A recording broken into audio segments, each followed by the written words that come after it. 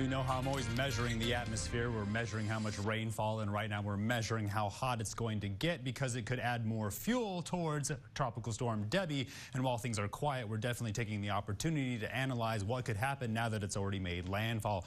Measuring the temperatures over the last 24 hours, going down into those upper 60s. Then we shot all the way up into those upper 90s. Look how quickly we're cooling off as those skies clear out and those evaporative levels return back to normal while things clear out for a pretty pleasant evening. Now we warm up under those clear skies, and then we'll see where those clouds, when they decide to show up, around that maximum heating right now, 86 in San Angelo. Everybody else joining us in a combination of the lower 80s right now. Everybody's pretty close together as we're seeing some of those humidity values go up while those clouds dissipate. You can see 84 and 85 up there in Sterling City, 85 down there in Junction, 88 there in Coleman. So we don't have 10 degrees anywhere. We definitely need a lot more dynamic of a weather pattern, but there is definitely one off the East Coast. Here's the humidity values with those dew points in those 50s and those 60s. While they're still holding strong around those 30s and those 50s across for those indices. Now it's been this way all day, so pretty stable atmosphere right now after a weekend of some light rain shower activity. Take a good look at the upper level pattern. Here's Tropical Storm Debbie as she makes her way back on land. Then around Saturday, this is where things could cool down into the 90s.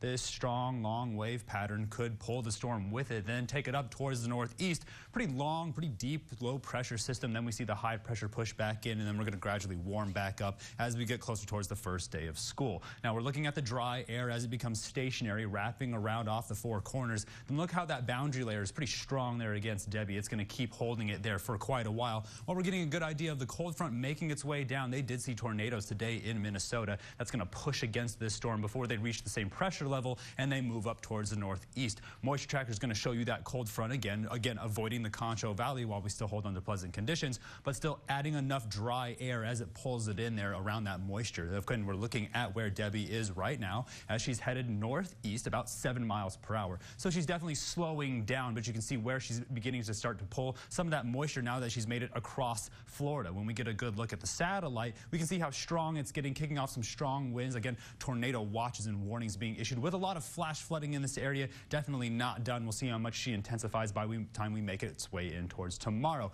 Again, there's the tornado that was ripping through Minnesota. That's sort of been there all day. Nothing's going to happen in the Concho Valley, so you don't really need to worry about it. Look how strong the boundary layer forms between the two. Still holding still by Tuesday, and then we make our way into Wednesday. Here's that strong low pressure system that could cool us down into the 90s by the end of the week. High pressure comes back, but as it gets closer and closer, you can see the boundary pushing together. This is Thursday. The storm is still there. Then I run out of data. Once those two storms come together, we'll see how strong they hold themselves together. Remember, dry air is always in between these two areas. We'll see how much they squeeze together. So tonight, we're dropping down into the 70s, seeing how much fuel we're going to add towards Debbie. Then tomorrow, we're going to warm up into those triple digits as we make our way closer through the rest of the week. By Wednesday, we could be pushing some of those heat advisory levels as we get up into 107. That low pressure system starts to make its way into the Concho Valley, gradually cooling us down towards the end of the Olympics. But as the first day of school gets closer and closer, we're going to see that ridging push back in, and that's going to gradually warm us back up into the triple digits while the lows continue to hold strong in those mid-70s. Stay tuned. More for the break. You're watching KSAN News at 10.